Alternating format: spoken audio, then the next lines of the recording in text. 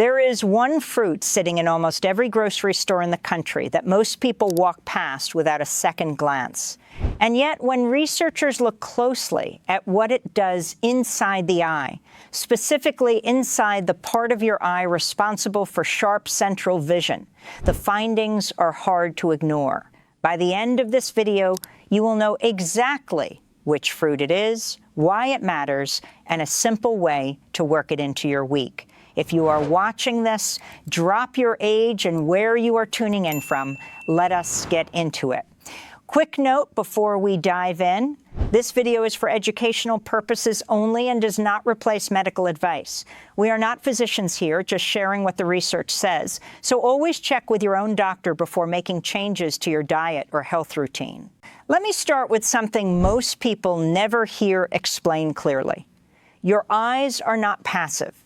They are some of the most metabolically active tissue in your entire body. The retina, that thin layer at the back of your eye that turns light into the signals your brain reads as vision, works constantly. It never really rests, even when you sleep. That constant activity comes at a cost. All that energy use produces oxidative stress, a natural byproduct of cells working hard, similar to exhaust from an engine that never shuts off. Your body has systems designed to clean up that exhaust, but here is the part that matters most as you get older. Those internal defenses can become less efficient with age. This is not something going wrong. It is simply biology.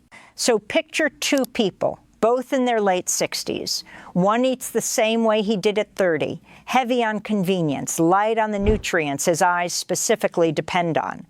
The other has quietly adjusted her plate over the years without dramatic changes, just consistency. 10 years later, their eye exams can look noticeably different, even though neither of them ever felt anything happening in the moment. That is what makes this so easy to ignore. There is rarely a symptom early on. No ache, no warning sign, just a slow accumulation happening in the background. Research from eye health organizations like the National Eye Institute has long pointed to oxidative stress as one of the central mechanisms behind age-related vision changes. Not the only factor, but a significant one, and importantly, one that can be influenced by daily choices. Here is a question worth asking yourself right now. When was the last time you thought about what you were eating, specifically for your eyes, not your heart, not your joints, your eyes? Because there is one very small part of your eye taking the brunt of all this, a part smaller than a pencil eraser, and it happens to be responsible for almost everything you think of as sharp vision. That is where we are headed next. That small part of your eye I mentioned is called the macula. It sits at the center of your retina, roughly the size of a pencil eraser, and it does most of the heavy lifting when it comes to the vision you actually rely on every day. Reading a menu, recognizing a face across the room, checking your phone, all of that sharp, detailed seeing comes from this one small area. What makes the macula unusual is that it contains its own protective pigment, made up primarily of two plant-based compounds called lutein and zeaxanthin. Think of them as a built-in pair of sunglasses. They sit in the macula and help filter out high-energy light before it reaches the most delicate cells in your eye. Research has found that people with higher levels of this protective pigment tend to have a lower risk of developing age-related macular degeneration, which remains one of the leading causes of vision loss later in life. Here is the part almost nobody explains. Your body cannot produce lutein or zeaxanthin on its own. Not even a small amount. Every bit of that protective pigment has to come from what you eat consistently over years, not as a one-time fix. And general nutrition research suggests that many adults simply do not take in enough of these two compounds through their regular diet. That gap tends to be invisible. You cannot feel your macular pigment thinning the way you might feel a sore knee. It shows up later, quietly. Often only once an eye exam reveals it. So the real question becomes this. Out of everything on a grocery store shelf, what actually gets these specific nutrients into your eye in a form your body can use and in a way that fits into a normal week without becoming a project? If you have ever wondered why some people seem to hold on to sharp vision well into their 70s and 80s, while others do not, this is usually where that difference quietly begins. What comes next may surprise you. Most people, if you ask them to guess, would say berries. And berries are genuinely good for you. We will get to that. Some people guess citrus. A few might say papaya or mango because of the orange color. But when researchers specifically look at which fruit most reliably supports that protective pigment in the macula, one answer keeps showing up again and again, and it is not the one most people expect: kiwi. Here is why kiwi earns that spot, and it comes down to three things happening at once. First, lutein. Kiwi contains a meaningful amount of it, and what matters even more is that the lutein in kiwi appears to be well absorbed by the body, which is not something you can say about every source of it. Second, vitamin C. Kiwi is one of the more vitamin C-dense fruits you can eat, often delivering more per fruit than an orange of similar size. That matters specifically for the lens of your eye, which relies heavily on vitamin C to defend itself against the same kind of oxidative wear we talked about earlier, the kind linked to cataract development over time. Third, vitamin E, which protects the fatty membranes of your photoreceptor cells, the actual light-sensing cells that make vision possible.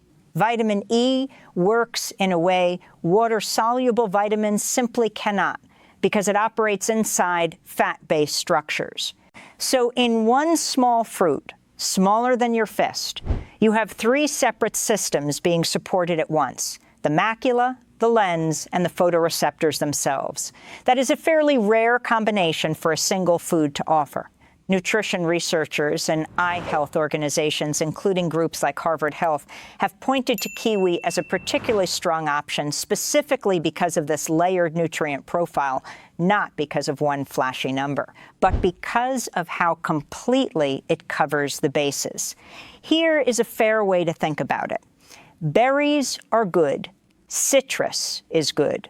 But if you had to pick one fruit that shows up consistently across the research for eye protection specifically, kiwi is usually the one quietly sitting at the top of that list, and most people have never once thought about it that way. Here is something that almost never gets talked about in nutrition advice, and it changes how you should think about everything we have covered so far. Eating the right nutrients is only half the equation. The other half is whether your body can actually absorb them. Some research suggests kiwi may offer a small additional advantage here, containing a natural enzyme that can support the digestion of proteins eaten alongside it. As we get older, digestion tends to become less efficient in general, so anything that helps a meal get absorbed more completely is worth paying attention to. There is also a practical detail worth knowing if you eat a lot of leafy greens. The lutein in spinach or kale is fat-soluble, meaning your body absorbs far more of it when it is eaten alongside a source of healthy fat. A drizzle of olive oil or a few slices of avocado on that salad is not just a flavor choice. It noticeably changes how much of that lutein actually makes it into your system. Picture someone like this: a woman in her late 60s, eating vegetables regularly, doing what she thought was the right thing for years.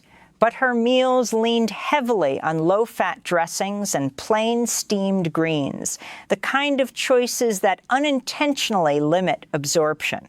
Once she started pairing her greens with a bit of healthy fat and adding kiwi into her mornings, nothing dramatic happened overnight. But over time, small, consistent shifts like that are exactly what nutrition research points to as meaningful for long-term eye health. This is not about eating perfectly. It is about eating in a way your body can actually use. Half the food advice you have ever heard probably left this part out entirely. Kiwi is the anchor, but no single food covers everything your eyes need. So let us talk about the supporting cast for a moment. Blueberries bring a group of antioxidants that appear to support the tiny blood vessels feeding the retina, some of the most delicate vessels in your entire body. A handful a few mornings a week, fresh or frozen, both work fine. Avocado is worth mentioning again here, specifically because of that absorption point from a moment ago. Half an avocado on a salad can meaningfully increase how much lutein you actually absorb from everything else on that plate. And whole oranges, not juice, bring vitamin C along with plant compounds that seem to work alongside it to support the lens. Nothing complicated here, just a quiet weekly rhythm. Kiwi most mornings, blueberries a few times a week, avocado worked into a meal or two, an orange as an afternoon habit. But I want to be honest about something, because I think that matters more than hype. None of this works the way it should if one thing is left unmanaged, and that thing is blood sugar. Elevated blood sugar, even before it reaches diabetic levels, is associated with early changes in the small blood vessels of the retina, the same vessels we just talked about protecting. Diabetes-related eye damage remains one of the leading causes of vision loss in working-age adults, and general guidance from organizations like the CDC has long pointed to blood sugar management as central to protecting eye health over time, not separate from it. So here is the honest version of this conversation. The fruits we have talked about today are genuinely supportive, but they are not a replacement for managing blood sugar if that is something you or your doctor are already watching. Your eyes are downstream of everything else happening in your body. When the rest of the system is out of balance, the eyes tend to feel it first. That is worth remembering long after this video ends. So here is what today really came down to. Your eyes age the same way most of your body does, quietly, in the background, long before anything ever feels different. The macula sits at the center of that story. And kiwi, more than most people would ever guess, shows up as one of the most complete foods for supporting it, alongside blueberries, avocado, and whole oranges. None of it works in isolation from the rest of your health, especially blood sugar. What we have not covered today is a specific combination of nutrients that research suggests may help slow certain forms of vision decline once changes have already begun, not prevent it, slow it. That is worth its own conversation, and we will get into it soon. Before you go, which one of these are you already eating regularly? Kiwi, blueberries, or avocado? Drop it in the comments. I read every one.